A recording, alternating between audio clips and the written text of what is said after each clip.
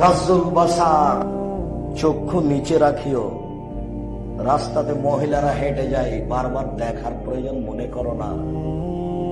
রাস্তায় বসে থাকলে চক্ষু নিচু করো। রাস্তাতে ভর্তি মহিলাই যাচ্ছে, আপনি তো কামরুস বাড়িতে বসে আছেন, সবাই যে মহিলা রাস্তায়।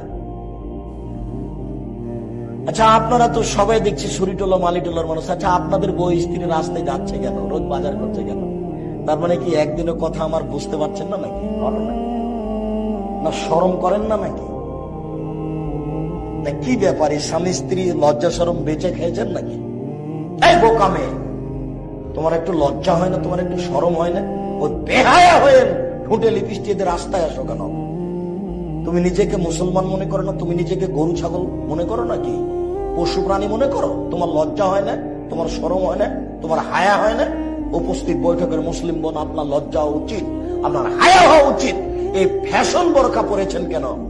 যেই বোরখা পরে পা বাড়ালে আলাক কালার বের হয়, সেটা আবার বোরখা হয় কি করে? ছি ছি ছি ছি ছি, ছি।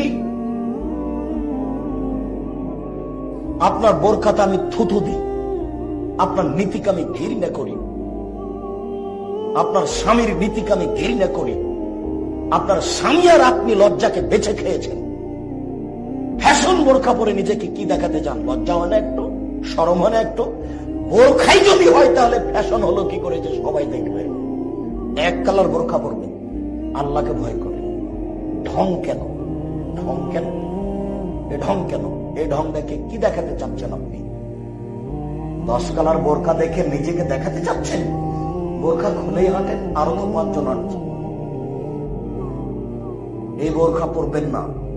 আপনার লজ্জা থাকলে এই বোরখা পরতেন না। শুনুন, এক রাস্তার হক হচ্ছে চক্ষু নিচু রাখতে হবে।